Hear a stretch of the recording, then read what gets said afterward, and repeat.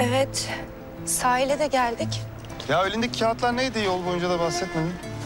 Zebercet mektup yazmış. Zebercet mektup değil, roman yazmış bence. Senin böyle mektuplaşma huyların var mı birileriyle? Bana da yazarsın belki. Yok öyle huylarım yok ama istersen sana yazarım tabii. İstemez miyim? Senden gelecek mektubun yolunu bile gözlerim. Bir şey söyleyeceğim. Bu sabah ben biraz kaba davrandım sana. Kusura bakma. Yani bu müzik meselesiyle ilgili. Asıl sen kusura bakma, ben söylemeliydim sana. Sanem, bir derdin var ya bana söylemediğin. Ya biz her şeyi birlikte çözebiliriz, biliyorsun değil mi? Yani eğer istersen bana anlatabilirsin. Güveniyor musun bana? Evet ama şimdi söylemek istemiyorum, belki daha sonra. Tamam. Ama kendini de üzme, olur mu? Beni de çok üzüyorsun böyle davranarak. Tamam. Tamam mı? Söz mü? Hı? Söz. Ben senin çok mutlu olmanı istiyorum. Ben çok mutluyum seninle birlikteyken. Ben de öyle. Bir de bir şey daha var. Bu bizim böyle gizli saklı buluşmalarımız var ya. Bana ufaktan bir geldiler. Yani tamam ofistekileri anlıyorum da annenlerden niye biz bunu saklıyoruz? Annenler niye? Yani zamanı geldiğinde eninde sonunda söyleyeceğim onlara da. Vallahi ben senin eninde sonunda da biliyorum. Belli ki sen söylemeyeceksin. Annen nasıl olsa benim fanım. Bayılıyor bana. Ben gideceğim onunla çözeceğim bu işi. Halledeceğim yani. Halledeceğim derken tam olarak... Halledeceğim. Gideceğim diyeceğim. Biz Sanem'le sevgili olduk diyeceğim. Cayır cayır yanıyoruz. Ölüyoruz, bitiyoruz aşkımızdan diyeceğim. Bunların hepsini söyleyeceğim. Tam daha oturtamadım kafamda. Tam daha düşünmedim yani. Biraz orası doğaçlama olacak. Ben oraları biraz köpürteceğim, babalayacağım. Bakacağım yani. Can, ben halledeceğim. nereye gidiyorsun şu an? Şu anda olmaz ama. Can olmaz. Annemler olmaz. Can şu anda olmaz. Lütfen. Can. Can saçmalama. Ben söyleyeceğim diyorum zamanı geldiğinde. Lütfen öyle bir şey yapmanı Efendim? Böyle bir şey yapamazsın bak. Dur. Tabii ki yaparım. Öyle bir yaparım ki. Gör bak şimdi. Can bir saniye. Can olmaz. Can olmaz. Annemlerle konuşamazsın. Vallahi öyle bir konuşurum, öyle bir söyleyeyim. Lütfen izle. Bak lütfen izle. Hayır ya bir şey söyleyeceğim. Konuşmam gerekirse ben konuşurum zaten. Sana mı kalktı söylemek? Tabii ki bana kaldı. Acı bu ilişki ikimizin ilişkisi. Ha ben söylemişim, ha sen söylemişsin. Olmaz öyle kalplerine iner. Vallahi patlanarak söylenmez. Ben öyle patladanak söyler miyim ya? Alıştıra alıştıra söyleyeceğim ben onu. Sen hiç merak etme. Ben onların nabızlarını kollayacağım. Sen merak etme. Olmaz. Önce bir konuşalım. Bir strateji belirleyelim lütfen. Ya strateji falan yok. Bam bam bam. Bastım vallahi de bastım. Sen ne yaptın? Vallahi bastım. Annem ayrıca ne yapıyorsun ya? Bütün komşular sana bakıyor. İyice rezil ediyorsun ya Kerem'le. Tamam önce Yapma. o zaman içeri girelim. Bir çay içelim sonra çıkalım olur mu? Geldi. Can Bey hoş geldiniz. Ama en son Can'da kalmıştık. Benim sizle konuşmak istediğim çok önemli bir konu var. Nihat abi de evdeyse. Tabii evde. Buyur Can, buyur. Buyur Can. Ya sen rahat ol. O iş bende. Ben böyle yapıyor. Bu iş bende diyor. Şirkette bir problem oldu herhalde anlamadım. Nihat abi merhaba, nasılsın? Hoş geldiniz Hoş Can bulduk. Bey evladım, hoş geldiniz. Yemek mi yapıyordunuz? Yanlış bir zamanda gelmedim umarım. Yok. Ben bazı kıymet bilmezlere içli köfte yapıyorum da. İçli köftenin değeri nasıl bilinmez ya? Benim en sevdiğim yemeklerden. Ay ikram ederdim ama akşama kadar dinlenmesi lazım. Vallahi Can Bey evladım, Mevkübe'min yaptığı bu içli köfteyi yersen hayatın boyunca unutamazsın. Öyle mi diyorsunuz ya? Akşam ha? Şansımıza güzelim, ne yapalım? Sen de gel birlikte yiyelim akşama. Tabii bekleriz. Buyurun gelin. Seve seve. Tabii ki gelirim. Ben sizi şimdi hiç rahatsız etmeyeyim o zaman. Biz böyle apar topar geldik. Sanem'in size anlatmak istediği çok önemli bir konu var çünkü çok acil. Öyle mi? Evet. Efendim hiç burada sıkışmayalım, burada tıkılı kalmayalım. Dışarıda, havadar, daha ferah. Oksijen de var. İhtiyacımız olabilir çünkü oksijene. Ben açayım kanatları. Nihat abi siz şöyle buyurun. Mevkübe Hanım siz de buyurun böyle. Can Bey. Buyurun efendim, buyurun. Teşekkür ederiz. Gel Mevkübe'm gel. Buyurun ben de şöyle yanınıza ilişeyim. Hiç bakmıyorsun. Sanem sen de eğer istersen tabii oturabilirsin. Gel. Şöyle geleyim ben de oturayım. Bir şeyler hazırlayayım mı? İçer misiniz? Çok sağ olun, zahmet olmasın. Yavaş yavaş kalkalım mı Can Bey? Yok. Kalkmayın. Oturun. Ne anlatacaksan da anlat kızım. Efendim ben konuya hemen bir giriş yapayım hızlıca. O gün hani kayılıklarda geldiniz bizi o şekilde gördünüz. Siz de hatta bayağı bir gözünüzü diktiniz. Yanak dediniz böyle. Yanağımda ruj lekesi vardı. O asla mankeni falan değildi. Değildi. Değildi. Değilmiş. Ben her şeyi yanlış anlamışım aslında. O kadar da bağırdım patronuma. Ayıp ettim. Özür diledim. Sana ne çocuğum? Sana ne? Kim öptüyse öptü Can Bey. Ayıp olmuyor mu? Bana ne? Yok yok Menkıbe. Ben doğruyu söylemek gerekirse merak ettim. Kim öptü? Sanem öptü. Nasıl? Sanem mi öptü? Sanem. Sanem. Sanem. Nasıl? Sanem öptü. Evet. Kızım öptü. Sanem öptü. Sanem. Ne diyor çocuğum Can Bey? Sen de bunu bana o kadar rahat söylüyorsun ki kızın öptü diye, öyle mi? Evladım senin ağzından çıkanın kulağın duyuyor mu ya? Burası benim evim, benim bahçem. Sen gelmişsin benim karşıma. Tövbe estağfurullah. Sen ne diyorsun evladım ya? Ya ben şöyle konuyu toparlayayım. Nasıl desem... Dayanamadı, öptü. Yani... Dayanamadı da öpüverdi gibi. Dayanamadı da öpüverdi gibi bir şey oldu. O şekilde evet. Dayanamadı Evet, öptü. dayanamadı. Ha bunun daha fazlası da var galiba, öyle mi? Yani... Şöyle çünkü öptü çünkü... sizin bilmediğiniz, bilmeniz gereken... Yani bilseniz iyi olur dediğim... Sanem ve ben... Can Bey.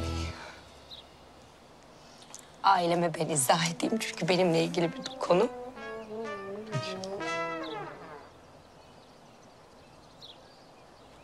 Ben şirkette stajyer metin yazarı oldum ve kayalıklarda Can Bey bana bunun haberini verdi. Ben de bir coşku. İçim içime sığmıyor. Bir şeyler oldu bana. Ben de o coşkuyla beraber evet yanağından bir coşku. Küçük bir Buse. Evet Buse kondurdum. Doğrudur. Bayağı iyi.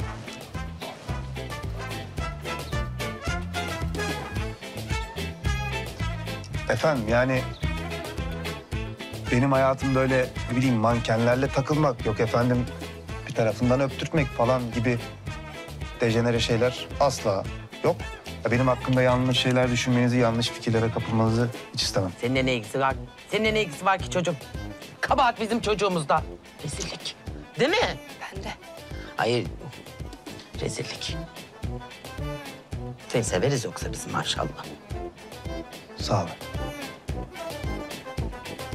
Oo! Kaç oldu saat? Saat kaç olmuş? Bizim artık işimizin başına dönmemiz gerekiyor değil mi Can Bey? Sen bir kal. Sonra gidersin. Bir kal sen. Sizle geleyim değil mi ben de? Aslında gelse evet iyi olur. Bir kalsın Can, bir kalsın. Çok yoğunluk var. Gelse çok faydalı, yararlı olur yani bizim için. Tamam Menkıbe, tamam. Madem Can Bey çok yoğunluk varmış, öyle söylüyor. Gitsin bakalım. Biz o zaman. Metin yazarı oldum. Kolay değil. İş yükleri çok şey oldu. Oldu benim efendim, üstüme. çok sağ olun. Can Bey diyorum ki o yeni firmanın diyorum var. Kocaman bir afiş. Bilmeyeceğim. Sanem biner misin? Bilmeyeceğim. Otobüste giderim ben. Sanem bak 5 saniye içerisinde bu arabaya binmezsen gider Melahat Hanım'a sevgili olduğumuzu söylerim. Annen de gider ondan öğrenir. Tamam mı? İyice rezil edersin kendini. Yapamazsın öyle bir şey. Lütfen izle. Melahat Hanım. Ay Can Merhaba. Ay hoş geldin. Öpeyim Melahat abla. Canım benim öp. Ben öyle sizle sohbete geldim. Çok tatlı sohbetiniz var. Börek de var mı? Ya çok tatlı bu. Var. Kıymalı. Olmaz. Kıymalı. Kıymalı senin için özel. Şekeri içelim. Gidiyoruz. Biz de gidiyorduk değil mi? Gitme. Hep gidiyorsun ama. Arabaya biniyorduk biz tam. Ram çay getir 2 tane. Tamam geliriz işleri halledelim gelelim. Öyle mi? Evet. O Hep zaman böyle Aydelin. sen beni ayrıca ara. Beni ara bekliyorum seni. Tamam. Hadi. Tamam. Siz Ben de bindim. Görüşürüz haftaya ben. Ben de bindim. Ay çok tatlı bunlar ya.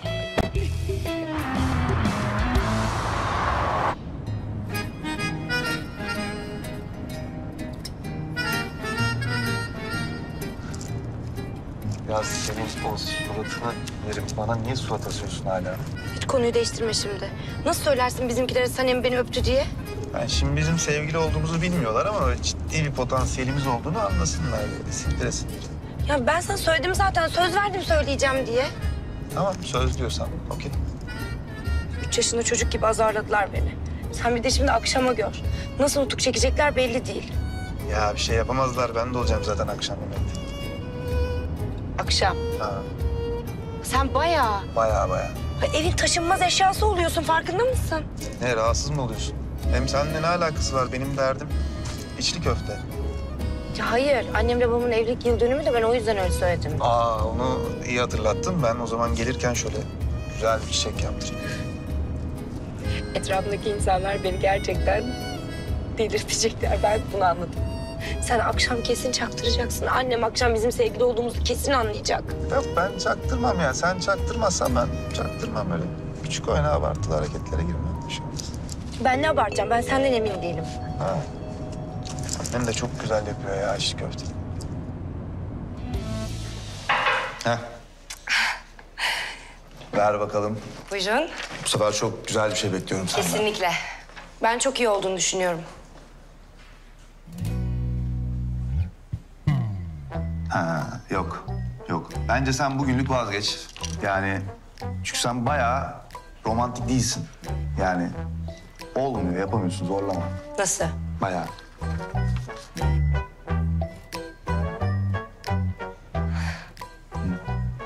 Ne oldu? Ne oldu? Şimdi anladım. Ne oldu gözünü seveyim, ne oldu?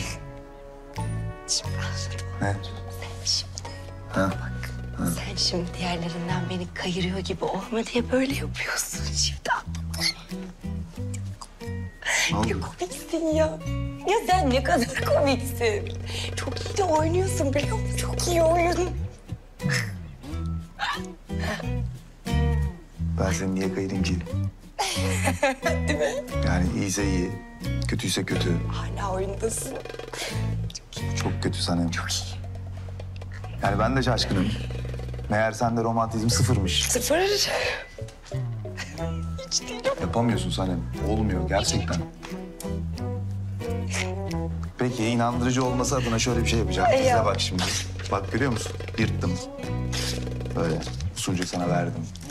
Yani bu ajans da böyle Sanem. Yani bu ajansta çalışacaksan ya en iyisi olacaksın ya da işte böyle çöpe bakmaya alışık olacaksın. Ben romantik olabiliyorum. Romantizm de yazıyorum. Kuklayla da çok güzel romantizm olur. Ama bence siz anlamıyorsunuz. İlk yazdığım çok iyiydi. Harcadınız onu. O çok iyiydi. Yırttınız. Okey. Tamam. Tamam. Akşama görüşürüz.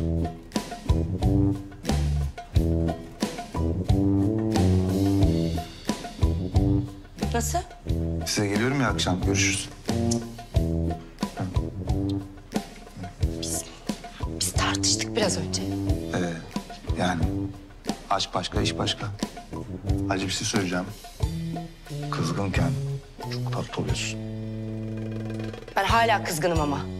Ne demek aşk başka, iş başka ya? Bu nasıl dünyalar bunlar?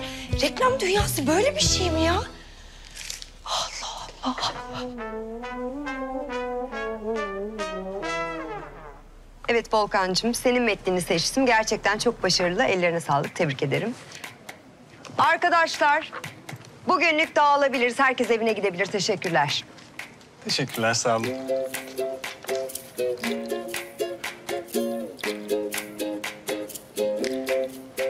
Seni unutmayacağım.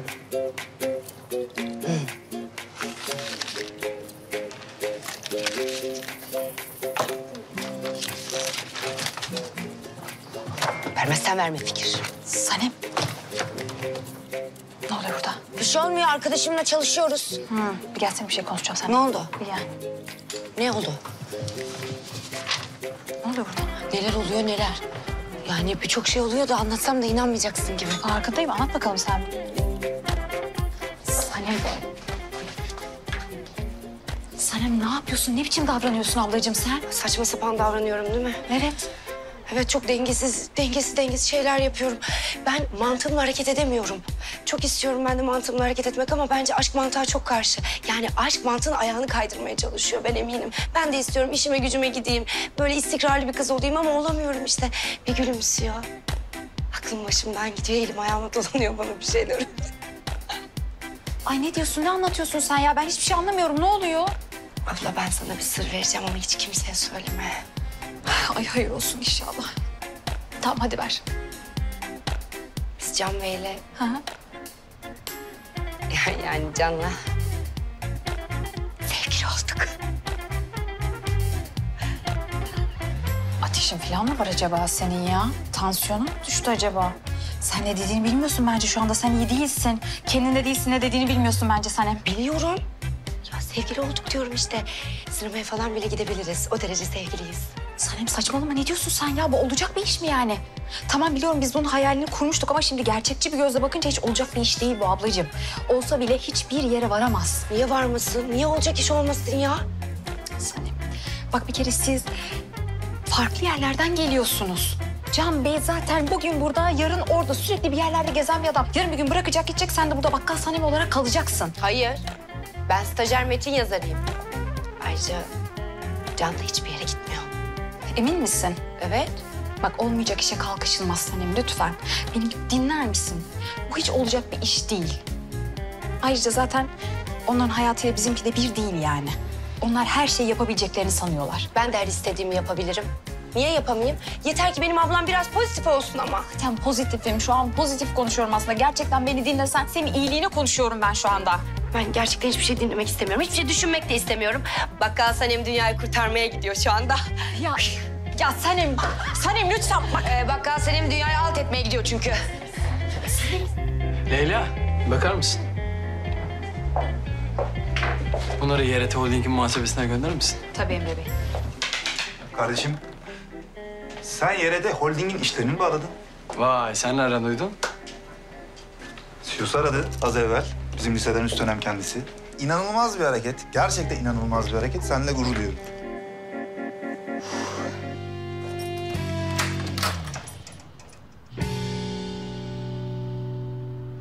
Hoş geldin. Hoş bulduk. Girebilir miyim? Sorma bile. Teşekkür ederim.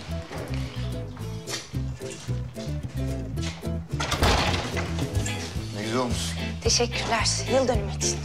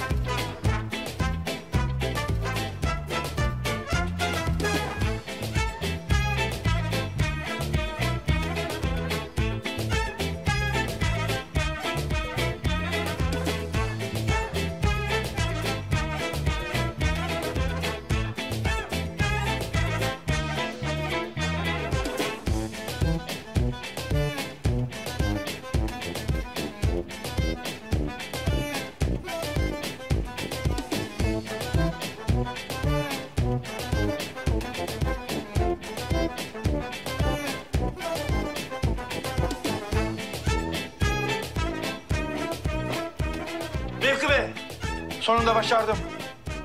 30 yıl sonra sana şiir yazabildim. Seni ne kadar çok sevdiğimi anlatmak için.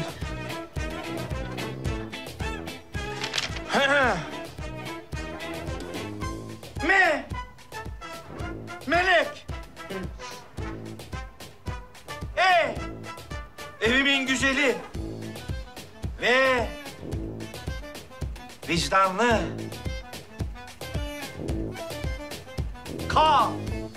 Kibar. Işıklı. Ve benim. Eşim. Mevki Bey. Bravo. Ay, harika. Romantizm yeteneğini kesinlikle babandan almışsın. Canım benim. Ay ben bunu çerçeveletirim. O zaman içli köfteden yemeyelim mi? Babacığım ellerine sağlık. Bu nasıl bir yetenek ya? Yani işte kız. Yiyelim sonunda, yiyelim. Ya ben böyle sizin evlilik yıl dönümünüzde geldim. Biraz yersiz oldu ama ben 3 tane alırım. 3 mü? Evet. Ha, al evladım. 3 afiyet olsun. 3 olsun. Senin olsun. Her zaman da masamızda yerin var. Sıkıntı yok. Bir gün damatlar da olacak bu eve değil mi? Yani bize de böyle alıştırma oldu. Şey ettik yani. Anne ne damatları ne diyorsun ya? Damat da değil, bir de damatlar. 2 tane. Ha, Mevki Bey ben bunu alayım. Bu çok güzel.